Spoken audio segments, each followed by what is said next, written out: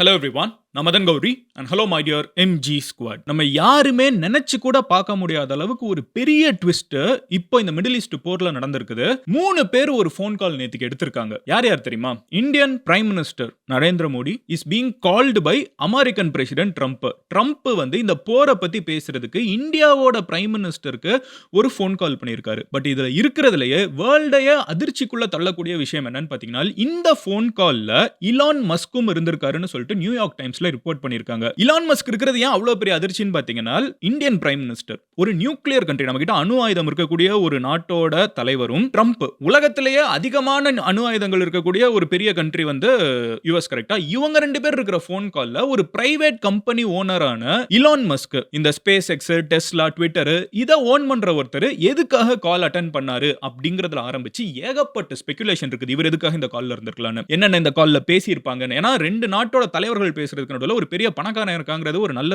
அது என்ன சொல்ல, அது என்னன்னே எனக்கு புரியல. சோ எனக்கு மட்டும் இல்ல, யாருக்குமே புரியல. சோ அது என்ன மேட்டர், ஆனா என்ன நடந்திருக்கலாம்னு சொல்றாங்கங்கறத ஒன்னு பேச போறோம். அது கூடவே 2 முக்கியமான விஷயங்கள் இன்னைக்கு மிடில் ஈஸ்ட்ல நடந்திருக்குது. என்ன அப்படின்னு பாத்தீங்கன்னா, இந்த போர் வந்து இதுக்கு மேல ஒரு கண்ணுக்கு பதிலுக்கு நீ என்ன அடிச்சேனா நான் பதிலுக்கு ஒன்னு அடிப்பேன், ஒரு கண் எடுத்தேனா நான் ஒரு கண் எடுப்பேன், அந்த மாதிரி கிடையாது. இனிமே நீ என்னை தொடணும்னு நினைச்சாலே உனக்கு மரண அடி கொடுப்பேன் அப்படின்னு சொல்லிட்டு ஈரான் வந்து ஓப்பனா அமெரிக்காவை வார்ன் பண்ணிருக்காங்க. எதனால இது நடந்திருக்கு அப்படிங்கறத பார்க்க போறோம். அண்ட் 3வது விஷயம் என்ன அப்படின்னு பாத்தீங்கன்னா, மிடில் ஈஸ்ட்ல நிறைய தாக்குதல்கள் நடந்திருக்குது. ஒரு தாக்குதல் வந்து ஈரானை மேக்ஸிமம் ட்ரிகர் பண்ணிடுச்சு. அவங்க என்ன சொல்றாங்கன்னா, இனிமே நீ அடிச்சேனா பதிலுக்கு ப்ரொபோஷனலா அடிக்க மாட்டேன், நீ எந்திரிக்க முடியாத அளவுக்கு நான் பதிலுக்கு அடிப்பேன்னு சொல்லி ஈரான் வந்து அமெரிக்காவை மிரட்டி இருக்காங்க. அந்த அளவுக்கு ஈரான் மேல நடந்த தாக்குதல் என்ன, நேத்திக்கு ராத்திரி ஈரான்ல ஒரு ரொம்ப கொடூரமான ஒரு ராத்திரி, அந்த அளவுக்கு அங்க தாக்குதல் என்ன நடந்துச்சுன்னு. 3வது என்ன அப்படின்னு பாத்தீங்கன்னா, வேர்ல்டு லெவல்ல நம்ம எல்லாருக்குமே ஒரு பெரிய பிரச்சனை வந்துட்டு இருக்குது. எங்க தெரியுமா? நம்ம சாப்பாட்டுல. கேஸ் பிரச்சனை கிடையாது. இந்த சாப்பாடு உருவாகிறதுக்கு காயெல்லாம் வளரணும்ல, செடி எல்லாம் வளரணும்ல, கிராப்ஸ் எல்லாம் வளரணும்ல, அந்த கிராப்ஸ் எல்லாம் விவசாயம் பண்றதுலே ஒரு பெரிய பிரச்சனை இந்த போர்னால ஏற்பட்டிருக்குது. இந்தியால மட்டும் இல்ல, வேர்ல்டு ஃபுல்லா ஏற்பட்டிருக்குது. அதுவும் என்ன அப்படிங்கறத நான் உங்ககிட்ட சொல்ல போறேன். இந்த போர் வந்து நடக்க நடக்க ஒண்ணுக்கு ஒன்னு ரிப்பிள் எஃபெக்ட்ம்பாங்க. இங்க ஒன்னு பிரச்சனை ஆச்சுனா அது எங்கேயோ என்னெல்லாமோ உலகத்துல இருக்கிற எல்லாருக்குமே பிரச்சனையை கொடுத்துட்டு இருக்குது. அண்ட் இந்த போரும் முடியற மாதிரி கிடையாது. இன்ஃபேக்ட் ஈரான் மேல நடந்த அந்த தாக்குதல், நேத்திக்கு ராத்திரி நடந்த தாக்குதல் வந்து இந்த போரை இன்னும் பெருசாக்கி இருக்குது. இந்த 3 விஷயத்தை நான் உங்ககிட்ட டீடைலா சொல்ல போறேன். இந்தியன் கவர்மெண்ட் ஒரு முக்கியமான அப்டேட் கொடுத்திருக்காங்க. எப்போ நான் இந்த வீடியோ எடிட் பண்ணிட்டு இருக்கப்போ. சோ என்ன மேட்டர் அப்படின்னு பாத்தீங்கன்னா, அவங்க சைடுல இருந்துட்டு இலான் மஸ்க் இந்த கால்ல ஜாயின் பண்ணல அப்படின்னு அவங்க சொல்றாங்க. ஆனா நியூயார்க் டைம்ஸ்ல அதை ரிப்போர்ட் பண்ணி வேர்ல்டு ஃபுல்லா அது ரிப்போர்ட் ஆயிட்டு இருக்குது. இந்தியன் கவர்மெண்ட் அபிஷியலா இல்லை அப்படின்னு சொல்றாங்க. எனிவே இது ஒரு குட்டி அப்டேட் இருந்தாலும், நேத்திக்கு நியூயார்க் டைம்ஸ் ஆர்டிகல்ல என்ன வந்திருக்குங்கிறதுல இருந்து நம்ம டீடைலா இப்போ கண்டினியூ பண்ணுவோம். பட் அதை பார்க்க ஆரம்பிக்கிறதுக்கு முன்னாடி, இந்த மாதிரி வேர்ல்டுல நடக்கக்கூடிய ஒண்ணுக்கு ஒன்னு இருக்கக்கூடிய பெரிய விஷயங்கள் எல்லாமே இன்டர் கனெக்டடா இருக்குது. இந்த போருக்கும் இன்னைக்கு நம்மளோட வீட்டு வேலையில வந்து இருக்கக்கூடிய கொஞ்சம் கொஞ்சம் செலவுகள் இன்க்ரீஸ் ஆகிறதுக்குமே கனெக்ஷன் இருக்குது. இது எல்லாத்தையுமே நான் டெய்லி டீடைல்டா வீடியோவா போஸ்ட் பண்ணிடுறேன். பட் அதை நீங்க பார்க்கிறதுக்கு என்ன நடந்துட்டு இருக்குங்கிறத ரொம்ப டீடைல்டா, ஈஸியா, சூப்பரா புரியுற மாதிரி தெரிஞ்சுக்கிறதுக்கு இந்த சேனலை சப்ஸ்கிரைப் பண்ணுங்க. அப்போனா தான் நான் போஸ்ட் பண்ற வீடியோவை யூடியூப் அல்கோரிதம் வந்து உங்ககிட்ட சேர்க்கும். ஏன்னா ஏகப்பட்ட பேர் வீடியோ போஸ்ட் பண்ணிருக்காங்க, ஈஸியா கூட்டத்துக்குள்ள தொலைஞ்சற வாய்ப்பு இருக்குது. சோ சப்ஸ்கிரைப் பண்ணீங்கன்னா தான் வீடியோ உங்களுக்கு வந்து சேரும். சோ சப்ஸ்கிரைப் பண்ணாதவங்க சப்ஸ்கிரைப் பண்ணி எம்ஜி ஸ்குவாட்ல சேருங்க. கமெண்ட் செக்ஷனும் பாருங்க, பயங்கரமான இன்டராக்ஷன்ஸ் இருக்குது. எங்கேயுமே இல்லாத அளவுக்கு ப்ரொடக்டிவான கான்வர்சேஷன்ஸ் இங்க நிறைய இருக்கும். I am very proud of that. So thank you MG squad for that. But anyway என்ன நடந்துட்டு இருக்குங்கிறத உங்ககிட்ட சொல்ல ஆரம்பிக்கிறேன். முதல் விஷயம் என்ன அப்படின்னு பாத்தீங்கன்னா, தி கிரைசிஸ். என்ன பிரச்சனை அப்படின்னு பாத்தீங்கன்னா, அமெரிக்கன் பிரசிடென்ட், நல்லா தெரிஞ்சுக்கோங்க, நம்ம கால் பண்ணல, அமெரிக்கன் பிரசிடென்ட் வந்து இந்தியன் பிரைம் மினிஸ்டருக்கு நேத்திக்கு நைட் ஒரு ஃபோன் கால் பண்ணிருக்காரு. இந்த ஃபோன் கால்ல நம்ம ஆச்சரியப்படுறதுக்கு எதுவுமே கிடையாது. ஆனா ஒரு முக்கியத்துவம் இந்த ஃபோன் கால்க்கு என்ன இருக்கு அப்படின்னு பாத்தீங்கன்னா, இந்த போர் ஆரம்பிச்சதுக்கு அப்புறம் முதல் முறையா அமெரிக்கன் பிரசிடென்ட் கால் பண்ணி நம்ம பிரைம் மினிஸ்டர் கிட்ட பேசுறது இதுதான். ஓகேவா? ஏன்னா இந்தியா ஈரான் அப்படின்னு சொல்றப்ப இதெல்லாம் கிட்ட கிட்ட இருக்குது. அண்ட் இந்தியால வந்து நிறைய ராணுவ இடங்கள், ஈரான் கிட்ட இருக்கக்கூடிய மிகப்பெரிய ராணுவ கண்ட்ரி எது, மிகப்பெரிய ஆர்மி இருக்கக்கூடிய, நேவி இருக்கக்கூடிய, ஏர்ஃபோர்ஸ் இருக்கக்கூடிய கண்ட்ரி எதுனால் இந்தியா தான். நம்மளுக்கு அப்புறம் தான் சைனா இருக்குது. நம்ம வந்து சைனாக்கும் ஈரானுக்கும் நடுவுல இருக்கும். இந்தியா தான் வந்து ஈரானுக்கு இருக்கக்கூடிய closest biggest country whom Iran considers friend. Iran வந்து நம்மள ஃப்ரெண்டா நினைக்கிறாங்க, நம்மளும் ஈரானை ஃப்ரெண்டா நினைக்கிறோம். ஓகேவா? நம்மளுக்கு அமெரிக்காவும் ஃப்ரெண்ட், ஈரானும் ஃப்ரெண்ட். ஓகேவா? ஈரானும் பதிலுக்கு ஈக்குவலா ஃப்ரெண்டா நினைக்கக்கூடிய கண்ட்ரி இந்தியா. அதனால தான் நம்மளுக்கு இவ்வளவு பிரச்சனை இருக்கிறப்ப அந்த ஸ்ட்ரெயிட் ஆஃப் ஹோர்முஸ் வழியா, அந்த சின்ன இடம் வழியா தான் உலகத்துல இருக்கக்கூடிய எனர்ஜி எல்லாம் சப்ளை ஆயிட்டு இருக்குன்னு சொன்னோம். அந்த பெட்ரோல், டீசல் எல்லாம் உலகத்துல இருக்கக்கூடிய நிறைய கண்ட்ரீஸ்க்கு கொடுக்க மாட்டேன்னு சொன்னப்ப கூட ஈரான் வந்து இந்தியாக்கு அலோவ் பண்ணி விட்டாங்க. ஓகே நீங்க வச்சுக்கோங்க, உங்களுக்கு நாங்க கொடுக்குறோம் அப்படினாங்க. அதே மாதிரி ஈரானோட ஒரு கப்பல் வந்து கடல்ல தத்தளிக்குது, அமெரிக்க சப்மரின் வந்து தாக்குதல் நடத்திட்டு இருக்கப்போ ஈரான் உடனே இந்தியா கிட்ட கேக்குறாங்க, எங்க கப்பல உங்க நாட்டுல நிறுத்திக்குவா, உங்க நாட்டுக்குள்ள இருக்கிற வரைக்கும் எங்க கப்பலுக்கு பாதுகாப்பு இருந்துச்சு, இன்டர்நேஷனல் வாட்டர்ஸ் வந்த உடனே அமெரிக்கா அடிக்கிறாங்க, அடிக்கிற அமெரிக்காவும் இந்தியாவோட ஃப்ரெண்ட், ஆனா நான் உங்ககிட்ட நிறுத்திக்கவா அப்படின்னு கேட்டதுக்கு இந்தியா ஓகே சொல்லி கொச்சின்ல வந்து அவங்களோட இன்டர்நேஷனல் கப்பல், ஈரானோட கப்பல் வந்து நின்னுட்டு இருக்குது. சோ ஈரானுக்கும் இந்தியாவும் நல்ல ஃப்ரெண்ட்ஸ், இந்தியாவும் அமெரிக்காவும் நல்ல ஃப்ரெண்ட்ஸ். இப்படி இருக்கிற நேரத்துல ட்ரம்ப் வந்து மோடிக்கு வந்து கால் பண்றாரு. இவ்வளவு நாள் நம்ம என்ன பேசிட்டு இருந்தோம் பரவலான்னு பாத்தீங்கன்னா, அமெரிக்காவும் ஈரானும் இந்த போரை முடிக்கணும்னா நடுவுல மூணாவதா ஒரு கண்ட்ரி தேவை. அந்த கண்ட்ரி யாரு? ஏன்னா பேச்சுவார்த்தை நடத்தி சுமூகமா முடிச்சு வைக்கணும். அந்த மூணாவது கண்ட்ரியா ரொம்ப நாளுக்கு இருந்தது யாருன்னு பாத்தீங்கன்னா கத்தார் இருந்தாங்க, அப்புறம் சவுதி, பஹ்ரைன், இந்த மிடில் ஈஸ்ட்ல இருக்கக்கூடிய கண்ட்ரிஸ் எல்லாம் அதுக்கு நிறைய ட்ரை பண்ணி பார்த்தாங்க. பட் கிளியர்லி ஈரான் வந்து இந்த கண்ட்ரிஸ் மேலே இப்போ காண்டா இருக்காங்க. அதனால தான் அந்த கண்ட்ரிஸ்ல இருக்கிற அமெரிக்கன் பேசஸே அடிக்கிறாங்க. அவங்க வந்து அவங்கள நியூட்ரலா பார்க்கல. இந்த கண்ட்ரிஸ் எல்லாமே வந்து டபுள் ஸ்டாண்டர்டா இருக்கிற மாதிரி தான் ஈரான் நினைக்கிறாங்க. அதனால தான் அவங்க நாட்டுல இருக்கிற பேசஸே அடிக்கிறாங்க. இந்த மிடில் ஈஸ்ட்ல இருக்கிற கண்ட்ரிஸ்லாம் somehow அமெரிக்கா வந்து ஈரான் மேல நடக்கிற தாக்குதலுக்கு ஹெல்ப் பண்றாங்கன்னு ஈரான் நினைக்கிறாங்க. அப்ப இவங்க எல்லாம் அவங்க நியூட்ரலா பார்க்கல. ரெண்டு பேருக்கு பிரச்சனைனா கட்ட பஞ்சாயத்து பண்றதுக்கு வரக்கூடிய மூணாவது ஆள் வந்து நியூட்ரலான ஆளா இருக்கணும். அதே மாதிரி ரெண்டு பேரும் மதிக்கக்கூடிய ஆளா இருக்கணும். அந்த பொசிஷனுக்கு தான் பாகிஸ்தான் வந்து பயங்கரமா ட்ரை பண்ணி பாகிஸ்தான் வந்து ஒரு 15 கண்டிஷன் இருக்கக்கூடிய ஒரு லெட்டர் எல்லாம் டிராஃப்ட் பண்ணி ஈரானுக்கும் அமெரிக்காவுக்கும் நடுவுல பேச்சுவார்த்தை எடுக்க ஆரம்பிச்சாங்க. பட் அது எங்கேயுமே போற மாதிரி இல்ல. அதை நம்ம லாஸ்ட் ஒரு 1 வீக்கா கவர் பண்ணிருக்கோம். எவ்வளவு முயற்சி பாகிஸ்தான் எடுத்தாலும் ஈரான் வந்து நோ தேங்க்ஸ் கிளம்பு அப்படின்னு சொல்லி அனுப்பிச்சு விட்டுறாங்க. அமெரிக்காவுமே வந்து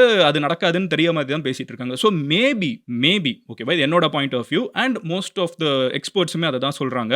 what if this call was about ending the war? அதுக்கு இந்தியா கிட்ட வந்து அமெரிக்கா ஒரு ஹெல்ப் கேட்டிருக்கலாம். ஏன்னா அமெரிக்கா கால் பண்ணி இந்தியா கிட்ட பேசுறாங்க. ஏன்னா அந்த மூணாவதா ஒருத்தங்க கட்ட பஞ்சாயத்து பண்ணணும், இதை பேசி தீர்த்து வைக்கணும். ஈரான் இந்தியாவை நம்புறாங்க, இதுவும் தெரியும். ஏன்னா ஈரானோட பிரசிடென்ட்டும் இந்தியா கிட்ட பேசுறாங்க, அமெரிக்காவோட பிரசிடென்ட்டும் இந்தியா கிட்ட பேசுறாங்க, ஈரானோட ஃபாரின் மினிஸ்டரும் இந்தியா கிட்ட பேசுறாங்க, அமெரிக்காவோட ஃபாரின் மினிஸ்டர்ஸும் இந்தியா கிட்ட பேசுறாங்க. சோ இது எல்லாமே இந்தியா வந்து ஒரு காமன் பாயிண்ட் ஆஃப் ரெண்டு பேருக்குமே இருக்குது. அப்போ அது ரிலேட்டடா கான்வர்சேஷன் இருக்கு. நம்ம ஏன்னா எதுக்காக பேசினாங்கிறது வெளியே தெரியாது, பட் இந்த போர் பத்தி பேசினாங்கன்னு வெளியே தெரியும், என்ன பேசினாங்கன்னு தெரியாது. பட் இப்படி நம்ம ஒன்னு ஸ்பெகுலேட் பண்ணாலும் நிறைய பேர் புருவத்தை உயர்த்தக்கூடிய விஷயம் என்னன்னு பாத்தீங்கன்னா இலான் மஸ்கோட presence. Elon Musk is a private individual, கரெக்ட்டா? இது ஒரு எக்ஸாம்பிள் பாருங்க. இது எப்படி நீங்க யோசிச்சு பாருங்க. நம்மளோட ஈஸி இமேஜினேஷனுக்கு நான் சொல்றேன். ஒரு பெரிய பஞ்சாயத்து தமிழ்நாட்டுக்கும் கர்நாடகாவுக்கும் நடந்துட்டு இருக்குது. ஓகேவா, தண்ணி பிரச்சனை ரொம்ப சென்சிட்டிவான ஒரு டாபிக். இப்போ இந்த மீட்டிங்கை வந்து இந்தியன் தமிழ்நாட்டோட சீஃப் மினிஸ்டரும் கர்நாடகா சீஃப் மினிஸ்டரும் ஒரு இடத்துல உட்கார்ந்து பேசுறாங்க. அந்த இடத்துல அவங்க ரெண்டு பேரும் பேசிட்டு இருக்கப்போ மூணாவதா அம்பானி போய் உட்கார்ந்தா எப்படி இருக்கும், ஒரு அதானி போய் உட்கார்ந்தா எப்படி இருக்கும்? அவங்களுக்கும் இந்த கான்வர்சேஷனுக்கும் என்ன சம்பந்தம்? நம்மளுக்கு உடனே என்ன தோணும், அப்போ கர்நாடகால இருந்து தமிழ்நாட்டுக்கு வர வாய்க்கால் எதையாவது வந்து அதானி கான்ட்ராக்ட் எடுக்க போறா, அம்பானி கான்ட்ராக்ட் எடுக்க போறா, அப்படிதான் யோசிக்கணும். ஒரு பிசினஸ்மேன் அவுட் ஆஃப் பிளேஸா இருக்காங்க, சம்பந்தமே இல்ல. அங்க ஏதோ ஒரு இன்ட்ரெஸ்ட் அவங்களுக்கு இருக்கணும், ஏதோ ஒன்னு அவங்க மூலமா கவர்மெண்ட் இருக்கணும், ஏதோ ஒன்னு யோசிப்போம், கரெக்ட்டா? அந்த மாதிரி இலான் மஸ்க் வந்து இந்த இடத்துல அவருக்கு இருக்கிற பிரசன்ஸ் வந்து நிறைய பேரோட புருவத்தை உயர்த்தி இருக்குது. ஃபார் தி ஃபர்ஸ்ட் டைம் ரெண்டு பெரிய நாட்டோட இண்டிவிஜுவல்ஸ் ஒரு ரொம்ப போரை பத்தி பேசுறப்போ, வேற எதையோ இல்ல, போரை பத்தி பேசுறப்போ ஒரு பிரைவேட் பணக்கார இண்டிவிஜுவல் இருக்கிறது எனக்கு தெரிஞ்ச ஹிஸ்டரியில தான் ஃபர்ஸ்ட் டைம். இதுல ஒரு முக்கியமான விஷயம் என்னன்னு பாத்தீங்கன்னா, மேபி இது என்னோட ஸ்பெகுலேஷன், இலான் மஸ்க்கு வந்து மிடில் ஈஸ்ட்ல பெரிய பிசினஸ் இன்வெஸ்ட்மெண்ட்ஸ் இருக்குது. அதாவது இலானோட கம்பெனிஸ் இருக்குல்ல, ட்விட்டரா இருக்கட்டும், ஸ்பேஸ் எக்ஸா இருக்கட்டும், டெஸ்லாவா இருக்கட்டும், இதுல மேஜர் ஃபண்டிங் வர்றது எங்க இருந்துன்னு பாத்தீங்கன்னா மிடில் ஈஸ்ட்ல இருக்கக்கூடிய அரச குடும்பங்கள், மிடில் ஈஸ்ட்ல இருக்கக்கூடிய பணக்காரங்க, அதிதீவிர பணக்காரங்க எல்லாம் வந்து இலான் மஸ்கோட கம்பெனிஸ்ல இன்வெஸ்ட் பண்ணிருக்காங்க. அதே மாதிரி இது வந்து ஒரு கனெக்ஷன் மிடில் ஈஸ்ட்ல நடக்கிற போருக்கு இலான் மஸ்க். ஏன்னா இங்க பாதிக்கப்பட்டு இருக்காங்கல்ல பெரிய பெரிய பணக்காரங்களோட ஃபேக்டரிஸ் தான் அடி வாங்கிட்டு இருக்குது, அவங்களோட ஆயில் ஃபேக்டரி, இந்த பெரிய ராஜ குடும்பங்கள் எல்லாமே இலான் மஸ்கோட இன்வெஸ்டர்ஸ். ஓகேவா? அதே மாதிரி இலான் மஸ்க்குக்கும் இந்தியாவுக்கும் என்ன கனெக்ஷன் இருக்குது? Elon Musk American, Trump Elon Musk connection பல வருஷம் ஃப்ரெண்ட்ஸ், அடிச்சுப்பாங்க புடிச்சுப்பாங்க, அதுல ஒன்றும் பெரிய ஆச்சரியம் இல்லை. அதே மாதிரி இந்தியாவுக்கும் இலான் மஸ்க்குக்கும் என்ன கனெக்ஷன் இருக்கலாம்னு பாத்தீங்கன்னா இந்தியாவுக்குள்ள ஸ்பேஸ் எக்ஸை பயங்கரமா கொண்டு வரணுங்கிறது இலான் மஸ்கோட ஒரு ஆசை. ஸ்பேஸ் எக்ஸ் வந்து வானத்திலிருந்து இன்டர்நெட் எல்லார்கிட்டயும் கொடுக்கக்கூடிய ஒரு சிஸ்டம், சேட்டலைட் கனெக்ஷன்ஸ் மூலமா. ஆனா அதுக்கும் இந்த போருக்கும் பெருசா சம்பந்தம் இருக்கிற மாதிரி, இந்தியாவுக்கும் சம்பந்தம் இருக்கிற மாதிரி தெரியல. ஆனா மிடில் ஈஸ்ட்ல ஈரான்ல வந்து கொஞ்ச நாளுக்கு முன்னாடி ஒரு பெரிய ப்ரொடெஸ்ட் நடந்துச்சு. அங்க இருக்கிற மக்களே, அங்க இருக்கிற அரசாங்கம் வேணான்னு சொல்லிட்டு யங்ஸ்டர்ஸ் ப்ரொடெஸ்ட் பண்ணாங்க. அப்போ அந்த ப்ரொடெஸ்ட் வந்து பெருசா வைரல் ஆக கூடாதுங்கிறதுக்காக அவங்களோட டவர் எல்லாத்தையுமே வந்து கட் பண்ணி விட்டாங்க. இன்டர்நெட் ஒரு கண்ட்ரி பிளாக் பண்ண முடியும்ல. அப்போ அமெரிக்கா என்ன பண்ணாங்கன்னா, இலான் மஸ்கோட ஸ்பேஸ் எக்ஸ் இருக்கும்ல, இந்த சேட்டலைட் கம்யூனிகேஷன் டிவைசஸ் இருக்குல்ல, இன்டர்நெட்டை வந்து நீங்க டவரை கட் பண்ணி விட்டீங்கனாலும் வானத்துக்கு டைரக்டா கம்யூனிகேட் பண்ண ஆரம்பிச்சிட்டா, சோ இந்த ஸ்பேஸ் எக்ஸ் டிவைஸ் எல்லாம் கொடுத்தாங்க. சோ அது ரிலேட்டடா தெரியல. But Elon Musk presence is absolutely a big question and as you always say MG squad, நீங்க கமெண்ட் செக்ஷன்ல சொல்லுங்க எதனால இது இருக்கலாம்னு. எனக்கு தெரியாது.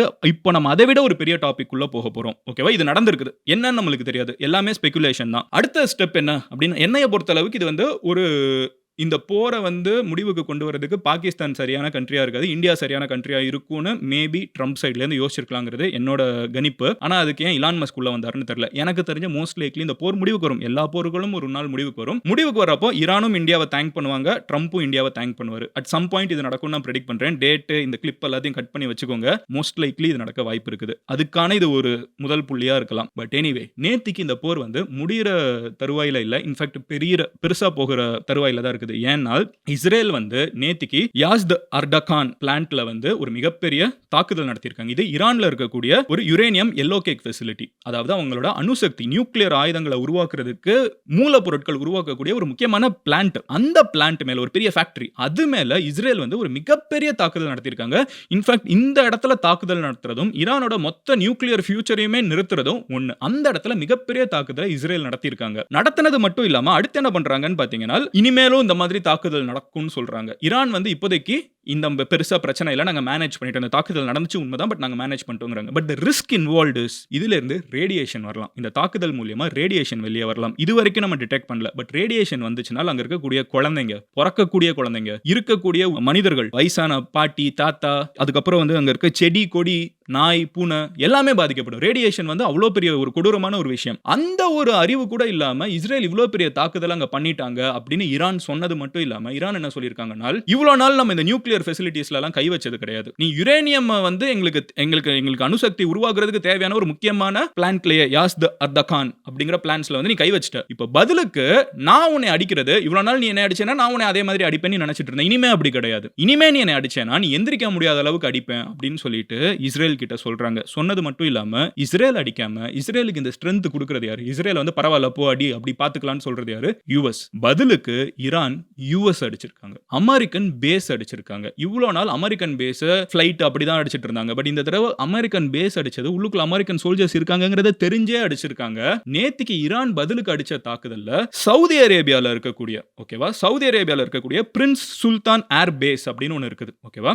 இந்த யுஎஸ் பேஸ் வந்து சவுதி அரேபியால இருக்கக்கூடிய ஒரு ரொம்ப முக்கியமான பேஸ். அந்த இடத்தை இவ்வளவு நாள் வந்து ஈரான் கை வைக்கல. பட் நேத்திக்கு அவங்களோட முக்கியமான பிளான்ட்ல கை வச்சிட்டாங்கன்னு தெரிஞ்சவனா அதை பதிலுக்கு கொடுக்கிறதுக்கு பெருசா கொடுப்பேன்னு சொன்னதுக்கு இஸ்ரேல் அடிக்காம அமெரிக்காவை அடிச்சிருக்காங்க. சவுதி அரேபியாக்குள்ள இருக்கக்கூடிய இந்த பிரின்ஸ் சுல்தான் ஏர் பேஸ் மேல நடந்த தாக்குதல்ல 12 அமெரிக்கன் சோல்ஜர்ஸ் வந்து பெரிய காயத்துக்குள்ள இருக்காங்க. அதுல 2 பேர் உயிர் பிழைப்பாங்களான்னு தெரியாத அளவுக்கு ஒரு முக்கியமான ஸ்டேஜ்ல இருக்காங்க. அண்ட் அது போக ரீஃபியூவலிங் ஏர்கிராஃப்ட், அமெரிக்காவோட பெரிய சூப்பர் பவரே வானத்துல பறந்துகிட்டே அவங்க அடிக்க முடியும். வானத்துல அவங்க ஃபிளைட்ஸ் வந்து இறங்கவே லேண்டே ஆகாது, வானத்திலேயே பறந்துட்டு இருக்கும். அதுக்கான காரணம் என்னன்னு பாத்தீங்கன்னா, ஒரு வண்டி எப்படி போய்கிட்டே இருக்க முடியும் ரோட்ல, பெட்ரோல் காலி ஆகும்ல, அதே மாதிரி இந்த ஃபிளைட்டும் பெட்ரோல் காலி ஆகும். ஆனா அந்த ஃபிளைட் அப்பமும் நிக்காம வானத்திலேயே பறந்துட்டு இருக்கப்போ இன்னொரு ஒரு ஃபிளைட் வந்து பெட்ரோலை இந்த ஃபிளைட்டுக்குள்ள கொடுக்கும். இதுதான் ரீஃபியூவலிங் ஏர்கிராஃப்டோட வேலை. யோசிச்சு பாருங்களேன், ஒரு வண்டியில நீங்க ரேஸ்ல போய்கிட்டே இருக்கீங்க, ஒருத்தன் வந்து போய் பெட்ரோல் போட்டு மறுபடியும் ரேஸ்ல ஜாயின் பண்ணும். அதுக்கு பதிலா நீங்க வண்டியில போயிட்டே இருக்கிறப்போ இன்னொரு வண்டியில இருந்து உங்க பெட்ரோல் டேங்கை ஓபன் பண்ணி பெட்ரோலை ஃபில் பண்ணி உங்களை வண்டியை போக வச்சுட்டே இருந்தாங்கன்னா அது பயங்கரமான ஒரு மேட்டர்ல.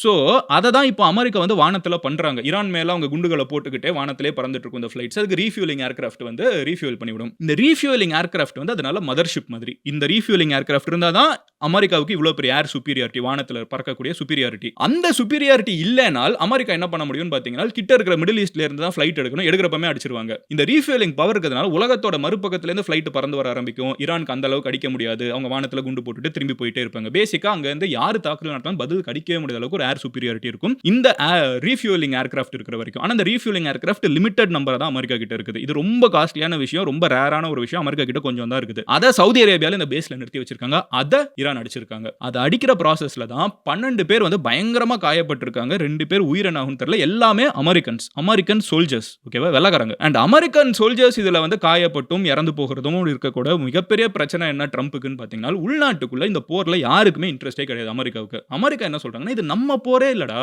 ஏன்டா சம்பந்தமே இல்லாம அமெரிக்கன் சோல்ஜர்ஸ் இறந்து போகணும். ஃபார் எக்ஸாம்பிள் நீங்க ஒன்னு வச்சுக்கோங்களேன், இந்தியாவும் ரஷ்யாவும் சம ஃப்ரெண்ட்ஸ் கரெக்டா, இந்தியாவும் ரஷ்யாவும் ஃப்ரெண்ட்ஸ்ங்கிறது நம்ம புதுசா சொல்ல தேவையில்ல. சின்ன வயசுல நம்ம வீட்டுல தாத்தா பாட்டி கிட்ட கேளுங்க, அவங்க காலகட்டத்தில இருந்தே சொல்லுவாங்க இந்தியா ரஷ்யா ஃப்ரெண்ட்ஸ்னு. இந்த 2 கண்ட்ரீஸும் அவ்ளோ ஃப்ரெண்ட்ஸா ஜிகிரி தோஸ்தா இருக்கிறப்போ ரஷ்யாவுக்கும் உக்ரைனுக்கும் போர் பெருசா போயிட்டே இருக்குது. இப்போ இந்தியா வந்து ரஷ்யா நம்ம ஃப்ரெண்ட் தான் சொல்லிட்டு இந்தியன் சோல்ஜர்ஸ் நம்ம நாட்டை பாதுகாக்கிறதுக்கு நம்ம நாட்டு ராணுவத்துல சேர்ந்திருப்பாங்க. கரெக்ட்டா? எவனாவது ரஷ்யா நாட்டை பாதுகாக்கிறதுக்கு even though we are friends Russia நாட்டை பாதுகாக்கிறதுக்கு இந்தியன் ஆர்மில எவனாவது சேர்ந்திருப்பானா? பட் இந்தியாவோட பிரைம் மினிஸ்டர் வந்து ரஷ்யா இந்த போர்ல வந்து பயங்கரமா அடி வாங்குறாங்க. நம்ம ஒண்ணு பண்ணலாம். நம்ம ஆர்மியை வந்து ரஷ்யாக்காக சண்டை போடுறதுக்கு உக்ரைனுக்கு அனுப்பலாம்னு சொல்லி அதுல இந்தியன் சோல்ஜர்ஸ் இறந்தாங்கன்னா நம்மளுக்கு எவ்வளவு கோபம் வரும். ரிலேட்டபிளா யோசிச்சு பாருங்க. இதே கோபம் இப்போ அமெரிக்கால இருக்குது. ஏன்னா இது இஸ்ரேலுக்கும் ஈரானுக்கும் இருக்கிற போர். ஓகேவா? ஈரான் மரணடி அடிச்சிட்டு இருக்காங்க. அப்படி அடிச்சிட்டு இருக்கப்போ அமெரிக்கா என்ன பண்றாங்கன்னா நான் வரேன் அப்படின்னு சொல்லிட்டு இந்த குறுக்க இந்த கௌஷிக் வந்தாங்கிற மாதிரி அவங்க அனுப்பிச்சு விடுறாங்க. அனுப்பிச்சு விடுறப்போ ஈரான் அவங்களையும் போட்டு அடிக்கிறாங்க. இது உள்நாட்டுல அவ்வளவு காண்டாகுது. இந்த போர் இஸ்ரேலுக்கும் ஈரானுக்கும் அவங்க 2 பேரை விட்டா அவங்க சரிசமமான கண்ட்ரீஸ். 2 பேருமே இன்டெலிஜென்ஸ் பெரிய இன்டெலிஜென்ஸ் இஸ்ரேல் கிட்ட இருக்குது. அட்வான்ஸ்டான ஆயுதங்கள் இருக்குது. ஈரான் கிட்ட வந்து ஸ்கேலா நிறைய இருக்குது. குவான்டிட்டி அவங்க அவ்வளவு ஆயுதங்கள் வச்சிருக்காங்க. ஆட்கள் அதிகமா இருக்காங்க. அவங்க 2 பேர் மேட்ச் பண்ணிப்பாங்க. இந்த போர் வந்து ஈக்குவல்ஸ் டிரா அப்படின்னு சொல்லி 2 பேர் அமைதியா போயிடுவாங்க. அமெரிக்கா இருக்கதால தான் இந்த போர் இன்னும் பெருசாயிட்டு இருக்குது. அப்ப அமெரிக்கா இந்த குறுக்க இந்த கௌஷிக் வந்தாங்கிற மாதிரி ட்ரம்ப் நடுவுல வந்து நான் நிக்கிறேன் அப்படின்னு சொல்றதுக்கு ஈரான் என்ன பண்றாங்கன்னு பாத்தீங்கன்னா பதிலுக்கு அமெரிக்கன் சோல்ஜர்ஸ் எடுக்கிறாங்க. இது வந்து கௌஷிக்கோட குடும்பத்துக்குள்ள பிரச்சனை உருவாக்குது. எங்க அமெரிக்காக்குள்ள ட்ரம்போட குடும்பத்துக்குள்ள அவங்க நாட்டுக்குள்ளே வந்து நம்ம போரா இது நீ ஏன் குறுக்க போற நீ பாட்டு ஒழுங்கா சைடுல வா ஏன்னா நம்ம சோல்ஜர்ஸ் இறந்து போறாங்கிறது வந்து அவங்க உள்நாட்டுக்குள்ளே இருக்கிற பிரச்சனை. அங்க அமெரிக்கால இப்ப எலெக்ஷன்ஸ் வேற வரப்போகுது. லோக்கல் எலெக்ஷன்ஸ் வரப்போகுது. அதுல ட்ரம்புக்கு ஆல்ரெடி ரேட்டிங்லாம் விழுந்துட்டு இருக்குது. ட்ரம்போட எதிர்க்கட்சி எல்லாம் ஜெயிச்சிட்டு இருக்காங்க. சோ ஒரு அரசியல்வாதியாவுமே ட்ரம்புக்கு இது ஒரு பெரிய சிக்கலா இருக்குது. ஓகேவா? இதை எப்படி ட்ரம்ப் ஹேண்டில் பண்ண போறாருன்னு நம்ம வெயிட் பண்ணி பார்க்கணும். அமெரிக்கன் சோல்ஜர்ஸ் இறந்து போகிறது அவர் பயங்கரமா காயப்படுறதுங்கிறது வந்து ஒரு பெரிய எஸ்கலேஷன். அதே நேரத்தில் நமக்கு இன்னொன்னு என்ன தெரியுதுன்னு பாத்தீங்கன்னா ஈரான் நினைச்சா ஆக்சுவலா இதெல்லாம் பண்ண முடியும். இந்த புதுப்பேட்டை சீன் தான் இவ்வளவு பெரிய கத்தியை வச்சிருக்காங்க. அவங்க நினைச்சா அமெரிக்கன் சோல்ஜர்ஸ் அடிக்கிறாங்க. அமெரிக்காவோட ரீஃபியூலிங் ஏர்கிராஃப்ட் அடிக்கிறாங்க. இந்தியன் ஓஷன்ல இருக்கிற அமெரிக்கன் பேஸ் அடிக்கிறாங்க. ஆனா இவ்வளவு நாள் ஈரான் வந்து என்கிட்ட எதுவுமே இல்லங்கிற மாதிரி நின்று இருக்காங்க. இந்த அடி வந்து பதிலுக்கு இஸ்ரேலோ அமெரிக்காவோ அடிச்சிருக்காங்க. பட் அவங்க பதில் கடிக்க ஆரம்பிச்சு அவங்களால இவ்வளவு பண்ண முடியும். இவ்வளவு நாள் அவங்க பண்ணாம இருக்காங்க. Let's see where this goes. But anyway இத பண்ணதுக்கு அப்புறம் தான் ஈரான் சொல்லிருக்காங்க no longer an eye for an eye. இனிமேலும் நாங்க பதிலுக்கு வந்து நீ என்ன அடிச்சா நான் பதில் கடிச்சேன்னு இருக்காது. இனிமே என்ன கை வச்சனா நான் நீ எந்திரிக்க முடியாத அளவுக்கு பெரிய அடி கொடுப்பேன். என்ன பண்ணுவாங்கன்னு தெரியல. பட் பெருசா அடிப்போம் அப்படின்னு சொல்லி ஈரான் வந்து அமெரிக்காவை மிரட்டி இருக்காங்க. இஸ்ரேலை ஒழுங்கா அடக்கி வை. உன்னால தான் அவ்வளவு ஆடுறான்னு சொல்லிட்டு அமெரிக்காவை அடிச்சிருக்காங்க. சோ இதெல்லாம் நடந்துட்டு இருக்குது. பட் நான் வீடியோட ஸ்டார்டிங்ல ஒரு முக்கியமான விஷயம் சொன்னேன். இந்த போர் மிடில் ஈஸ்ட்ல நடக்குது. நம்ம கிட்ட இருந்து 2000 கிலோமீட்டர்ஸ் தள்ளி நடந்துட்டு இருக்கக்கூடிய இந்த போர் வந்து நம்மளோட வாழ்க்கையை அஃபெக்ட் பண்ணிட்டு இருக்குது. பெட்ரோல் டீசல் ஆயில் கேஸ் நம்ம எல்லாருக்குமே தெரிஞ்ச கதை. இப்போ புது பிரச்சனை அதுல சேர்ந்திருக்குது. சாப்பாடு ஃபுட் ப்ரொடக்ஷன்லயே விவசாயத்துல நம்மளுக்கு மட்டும் இல்ல வேர்ல்டு ஃபுல்லா ஃபெர்டிலைசர்ஸ் வந்து இன்னைக்கு இருக்கிற மாடர்ன் ஃபார்மிங்ல எல்லாருக்குமே உரம் தேவை. கரெக்டா? நீங்க இப்போ நான் வந்து விவசாயம் பண்றேன் மதுரையில். எனக்கு வந்து ஒரு அளவுக்கு ஐடியா இருக்குது. உரம் போடுறது இந்த சீசன்ல ரொம்ப முக்கியமான ஒரு விஷயம். கல்டிவேஷன் சீசன் ஆரம்பிக்கிறப்போ இந்த இப்போலாம் தையெல்லாம் முடிஞ்சு அதை இன்னும் வளர வைக்கிறது கிராப்ஸ் எல்லாம் வளர வைக்கிறதுக்கு ஃபெர்டிலைசர் போடணும் உரம் போடணும். இப்போ இந்த உரம் போடுறது வந்து நிறைய உரத்துக்கு தேவையான மூலப்பொருட்கள் மேனுஃபேக்சரிங்க்கு தேவையான நிறைய யூரியா மாதிரி நிறைய முக்கியமான விஷயங்கள் வந்து மிடில் ஈஸ்ட்ல இருந்து நம்மளுக்கு நிறைய வருது. வேர்ல்டு ஃபுல்லாவே போகுது. இன்ஃபேக்ட் வேர்ல்டுல 33% யூரியா வந்து மிடில் ஈஸ்ட்ல இந்த ஸ்ட்ரெயிட் ஆஃப் ஹோர்முஸ் வழியா ஃப்ளோ ஆயிட்டு இருக்குது. ஸோ நம்ம ஊர்ல இருக்கிற விவசாயம் மட்டும் கிடையாது. ரஷ்யால, சைனால, ஏன் அமெரிக்கால, சவுத் ஆப்பிரிக்கால, லண்டன்ல நீங்க உலகத்துல எங்க எடுத்துக்கிட்டீங்கனாலும் விவசாயம் பேசிக்கான விஷயம். கரெக்டா? ஃபார்மிங். அந்த ஃபார்மிங்க்கு தேவையானது இன்னைக்கு என்னது? ஃபெர்டிலைசர் உரம். அந்த ஃபெர்டிலைசர் வந்து தேவையான மூலப்பொருட்கள் இந்த இடத்துல இருந்து வந்துட்டு இருக்குது. இப்போ இவங்க போர் நடத்துறதுனால இந்த சப்ளையும் அடி வாங்கிருச்சு. பெட்ரோல் டீசல் ஆயில் எப்படி அடி வாங்குதோ கேஸ் அடி வாங்குதோ அந்த மாதிரி இதுவும் அடி வாங்கிடுச்சு. இப்போ விளைய வைக்கிற சீசன் வேர்ல்டு ஃபுல்லாவே. அப்போ விளைய வைக்கிற சீசன்ல 2 நடக்குது. ஒன்னு ஃபெர்டிலைசர் உருவாக்குறதுல பிரச்சனை. ஏன்னா பேசிக்ஸா கிடைக்க மாட்டேங்குது. அப்போ இது வந்து வெளிநாட்டுல இருந்து வரலங்கிறதுனால அவங்க நாட்டுக்குள்ள ஃபெர்டிலைசரோட விலை இன்க்ரீஸ் ஆகுது. ஃபெர்டிலைசர் விலை இன்க்ரீஸ் ஆச்சுன்னா விவசாயம் பண்றதோட விலை இன்க்ரீஸ் ஆகும். விவசாயத்தோட விலை இன்க்ரீஸ் ஆச்சுன்னா அது மார்க்கெட்டுக்கு வரப்போ தக்காளி வெங்காயத்தோட விலை இன்க்ரீஸ் ஆகும். தக்காளி வெங்காயத்தோட விலை மார்க்கெட்டுக்கு வரப்போ இன்க்ரீஸ் ஆகுச்சுன்னா நம்ம வாங்குறதும் விலை இன்க்ரீஸ் ஆகும். இன்னைக்கு இல்ல இன்னைக்கு இருக்கிற பிரச்சனைனால 6 மாசம் கழிச்சு இந்த பெயினை ஃபீல் பண்ணுவோம். பட் இப்போ அந்த பெயினும் ஆரம்பிச்சு வச்சிருச்சு. நிறைய வெஸ்டர்ன் எக்ஸ்பர்ட்ஸ் என்ன சொல்றாங்கன்னா இந்த போர் வந்து இன்னைக்கு முடிஞ்சிருச்சுன்னா எல்லாருமே world will get back to நார்மல்னு நினைச்சிட்டு இருக்காங்க. நோ, இந்த போர் இன்னைக்கு நின்னுச்சுனாலே மறுபடியும் இங்க காயப்பட்ட இன்ஃப்ராஸ்ட்ரக்சரை நம்ம ரெடி பண்ணி மறுபடியும் வேர்ல்டு நார்மல்சிக்கு ரிட்டர்ன் ஆகிறதுக்கே 2027 ஆயிடுங்கிறாங்க. நம்ம இப்போ 2026 மார்ச்ல தான் இருக்கும். பட் இந்த போர் கண்டினியூ ஆயிட்டே போக போக நம்ம ரெக்கவர் ஆகிற டைமும் இன்க்ரீஸ் ஆயிட்டே போயிட்டு இருக்குது. ஃபார் எக்ஸாம்பிள் கோவிட் வந்து ஒரு பாயிண்ட்டுக்கு மேல வேக்சின்லாம் வந்துருச்சு, நார்மல் ஆயிடுச்சு. ஆனா நம்ம இன்னமுமே 6 வருஷம் ஆயிடுச்சு கோவிட் வந்து. ஆனா இன்னமுமே நிறைய பேர் வந்து நார்மல் லைஃப்க்கு அடாப்ட் ஆகல. இன்னைக்கும் சொல்றேன் நிறைய பேர். இப்போ நான் ஆஃபீஸ் நடத்துறதுனால சொல்றேன், நிறைய பசங்க வந்து வந்த உடனே இந்த ஒர்க் ஃப்ரம் ஹோம் நிறைய கேட்டுட்டு அது ஏன் அவங்க அப்படி கேட்கறாங்க? அது நார்மல் கிடையாதுன்னு நான் யோசிக்கிறேன். பட் அவங்க ஸ்கூல்ல முடிக்கிறப்பமே காலேஜ் முடிக்கிறப்பமே study from home work from ஹோம்க்கு நார்மலைஸ் ஆயிருக்காங்க. அப்போ அவங்க ஒரு டெய்லி ஒர்க்குக்கு வரணும் வெளியே வரணுங்கிறதுக்கே நிறைய பேர் அடாப்ட் ஆகாம இன்னைக்கும் இருக்கிறத என்னோட ஆஃபீஸ்லயே நான் பார்க்க முடியுது. இது வந்து ஒரு psychological effect of this lockdown. ஒரு 2-3 வருஷம் அவங்களோட பிரைம் ஃபேஸ்ல வந்து அவங்க வீட்ல மட்டுமே இருந்திருக்காங்கங்கறத என்னால விசிபிளா பார்க்க முடியுது. அவங்களால முடியல. ஜென்யூனாவே முடியல. அப்ப அவங்களுக்கு they take time to adapt to the changed world. இது ஆல்ரெடி நம்மளுக்கு கோவிட்னால வந்த ஒரு பிரச்சனை. அப்ப இது இவ்ளோ பெருசா பிரச்சனை போச்சுன்னா, அது எவ்வளவு வருஷத்துக்கு இதோட தாக்கம் இருக்கும்னு யோசிச்சு பாருங்க. பட் ஒரு விஷயம், இந்த போர் வந்து இமிடியேட்டா முடியற மாதிரி இல்ல. அதுதான் ஃபேக்ட். பட் அத மீறி இப்ப இந்தியா கிட்ட வந்து கால் எடுத்திருக்காங்க. இந்தியா ஒரு பயங்கரமான விஷயம் பண்ணி 2 பேரையும் கூப்பிட்டு பேசி சுமூகமா பேசி தீர்த்துட்டாங்கன்னா, India is the new global top leader. டவுட்டே கிடையாது. பட் அது இந்தியா பண்ணுமா பண்ணாதாங்கிறத we have to wait and see. India கிட்ட அதுதான் பேசியிருக்காங்களான்னு எனக்கு தெரியல. அது pure speculation. But I guess that could be it. என்னோட கணிப்பு சரியா இருந்துச்சுன்னா நான் சொன்ன மாதிரி அந்த போர்ஷனை கட் பண்ணி இதை எடிட் பண்ணி வச்சுக்கோங்க. இந்த போர் நின்னதுக்கு அப்புறம் ஈரானும் அமெரிக்காவும் இந்தியாவுக்கு தேங்க்ஸ் சொல்லுவாங்க. இப்போதைக்கு வேணா பாகிஸ்தான் குறுக்க மறுக்க ஓடிட்டு இருக்கலாம். பட் இந்த போர் முடியிறப்போ இந்தியாவுக்கு தேங்க் பண்ணுவாங்க. Mark my words. Somehow I feel this could happen. இதை நான் பப்ளிக்கா சொல்றேங்கிறப்போ I know I am putting my reputation here. But எனக்கு வந்து அது நடக்கும்னு தோணுது. நீங்க வெயிட் பண்ணி பாருங்க. இவ்வளோ நாள் நான் இந்த போரெல்லாம் பார்க்குற ஒரு ஐடியாவில் வந்து எனக்கு அதான் தோணுது. 2 பேருமே நம்மளுக்கு வந்து தேங்க் பண்ணுவாங்க. India is going to play a big role in ending this war. அதுல டவுட்டே கிடையாது. பட் எனிவே, நாளைக்கு நான் உங்களோட ஒரு வீடியோல பார்க்குறேன். நீங்க இந்த மாதிரி வேர்ல்ட்ல என்ன நடந்துட்டு இருக்குது, அது எப்படி நம்மளோட சாப்பாடு, நம்மளோட ஃபியூவல், நம்மளோட வாழ்க்கையை எப்படி அஃபெக்ட் பண்ணுதுங்கிறத நீங்க தெரிஞ்சுக்கணும் அப்படின்னு நினைச்சீங்கன்னா சேனலை சப்ஸ்கிரைப் பண்ணி எம்ஜி ஸ்குவாட்ல சேருங்க. அதை விட இன்னும் உங்களுக்கு நான் வந்து யாருனே தெரியாத ஒருத்தங்க உலகத்தில் ஏதோ ஒரு மூலையில் இருக்காங்க. ஆனால் இந்த டாப்பிக்கில் அவங்க சொல்கிற ஒரு ஒப்பீனியன் என்னன்னு தெரிஞ்சுக்கணும்னு நினச்சிங்கன்னா இங்கே இருக்கிற கமெண்ட் செக்ஷனை வாசிங்க. So many people outside India, நம்ம மிடில் ஈஸ்ட்டில் இருக்கக்கூடிய 1 கோடி இந்தியன்ஸில் வந்து எனக்கு தெரிஞ்ச பல லட்சம் வந்து இந்த கமெண்ட் செக்ஷனை வந்து பார்க்குறாங்க. லிட்டரலாக என்னோட இன்டர்னல் டேட்டாவில் தெரியுது. அவ்வளோ வியூவர்ஷிப் வந்து மிடில் ஈஸ்ட்லேருந்து இருக்குது, அமெரிக்காவிலேருந்து இருக்குது, அந்த போர் நடத்துகிற அந்த கண்ட்ரிலேருந்து இருக்குது, இங்கேருந்து பாதிக்கப்படுற ஸ்ரீலங்காவிலேருந்து, இந்தியாவிலேருந்து, south east Asian countries like Indonesia, Singapore, Malaysia எல்லா இடத்துல இருந்தும் பார்த்துட்டு இருக்காங்க. ஸோ கமெண்ட் செக்ஷனை போய் பாருங்க. ஒரு international outlook of Tamil community கிடைக்கும். என்னோட கோல் என்னைக்குமே அதுதான். ஒரு பெரிய இன்டர்நெட் தமிழ் கம்யூனிட்டியை உருவாக்கணும். நம்ம வந்து பரவலா உலகத்தில் வேற வேற மூலையில் இருக்கோம். பட் நம்மள எல்லாத்தையும் ஒன்று சேர்க்கிறது தமிழ் அப்படிங்கிற ஒரு தொப்புள் கொடி உறவு. அவர் மதர் டங், நம்ம தாய்மொழி. அதன் மூலியமா வேர்ல்டு ஃபுல்லாக இருக்கிற இத்தனை பேரோட கனெக்ட் பண்ணிருக்கோம். Hopefully it will continue. So subscribe பண்ணி எம்ஜி ஸ்குவாட்ல சேருங்க. I'll see you tomorrow. Love you all. Take care. Bye. Cheers MGs.